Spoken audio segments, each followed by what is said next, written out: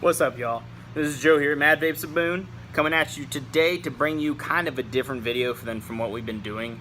I want to go over the different types of mods and how to know which one to pick and like which one would be best for you. Now, obviously, I can't pinpoint every mod and say this is the one you need, this is the one you need, but I kind of want to give you a general feel for each mod, its utility, its purpose, and its ups and downs. And that's going to kind of help you guide yourself into either your first device, your first pod style device, or maybe your second or your third. So, starting off, we have a few different devices, all right? And now I usually like to have a couple different categories. One category is going to be like pod style or mouth to lung devices, which are these three. You know, devices that hit a very small amount, you hit them much like you would a cigarette, a very small draw. They produce a small amount of vapor. Generally, you use higher milligram nicotine. And then you have your bigger devices, or quote-unquote box mods, where you're able to adjust the power. You're able to control it through a screen. You're able to control the wattage.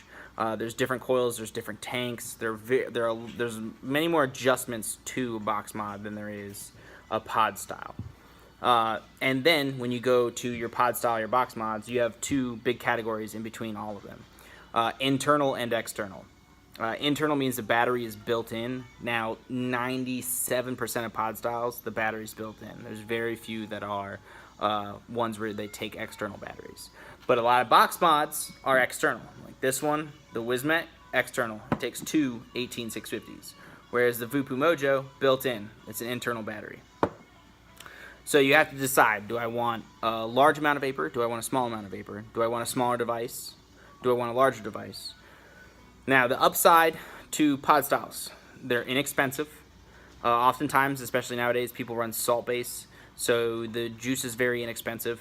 The coils for them are very inexpensive, and they're small devices. I love my pod styles. Like, this is my Breeze. Not a ton of vapor, you know, a mild amount, but it's a really, really great mod. It's got excellent flavor. It's got really good battery life. Even though it's small, the coil doesn't take a lot of power, so the battery lasts a lot longer. This one's mine as well, the Anakin. I like this one a lot. I liked it a ton until the Breeze came out. Now the Breeze came out, I mainly use that, but this one's cool. It produces a little more vapor, and it has a couple adjustments when it comes to the voltage, being able to control your voltage. And then you have the Sigeli Compact, where this one, there's no adjustment. This is a pod style with a drop-down mouthpiece, just pops out. This one, you're going to fill up, you're going to press a button, you're going to vape it. That is it. You're not changing anything. So, really convenient, really inexpensive, oftentimes very small, slim, compact. You can fit them anywhere. Then you get to your box mods. Box mods are really popular for many reasons. One of the biggest reasons is that they're so dang adjustable and customizable. There's so many different things you can do. Like with this one, if you don't like the tank that comes with it, the Gnome King, get a different tank. Plug a tank on there.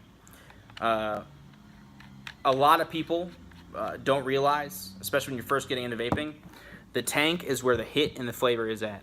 The battery is your power.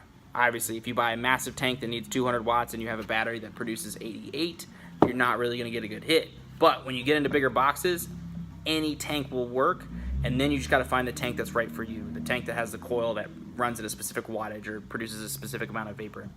But what's really nice about box mods is you can adjust. So you can buy a tank and then find the exact power you want that will make a hit that's satisfactory to you. The options are endless. I mean, literally endless. Another big positive is it's got external batteries. It takes two 18650s. So you just drop them in there, and then you're good to go. Whereas a device like this, you could do the same thing, but this has an internal battery. So when it dies, you have to stop vaping, plug it in, and recharge it. That brings us to the batteries. Batteries are really convenient because you can run multiple sets. Most vapors, anybody who's vaped for a long time, has multiple sets of batteries. When their vape dies, they're just like, oh, well, shoot. They unplug the batteries, they pull a little case out, put two more batteries in, freshly charged vape. Takes 10 seconds. That's a big positive to running external. The downside is the cost up front. When you go to buy an external mod, if it's your first one, you've got to buy batteries, you've got to buy a battery charger. So you're looking at anywhere from $45, $50, sometimes even more if you go with fancy batteries or fancy chargers. So it's got a lot of positives to it, meaning battery life can last longer, you have the ability to recharge. Also, I didn't go over this, I meant to. If you drop this and it destroys the mod, take the batteries out, buy a new mod. You don't have to buy batteries, the batteries are still good. Whereas this, you drop it, you bust the mod, that's it. You can't remove the batteries, you gotta buy another one. So that's a big positive to external, but like I said, you gotta carry batteries around with you, there's a higher cost up front. Now internal is nice because it's convenient. You buy a box, you plug it in, you vape it, it dies, you plug it in, charge it, you vape it.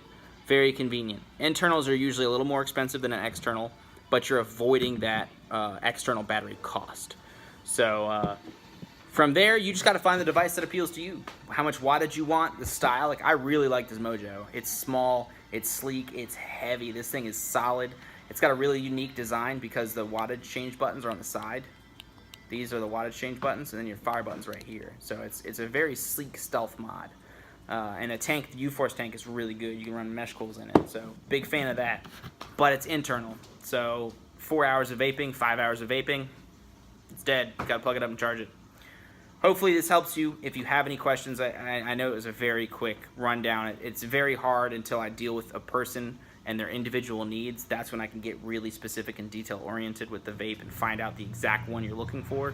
But that's just kind of a general rundown of vaporizers. Hopefully that is enough information to help you decide. If you have any questions, you know what to do. Leave us a comment, check out our Facebook, Instagram, and thank you for watching.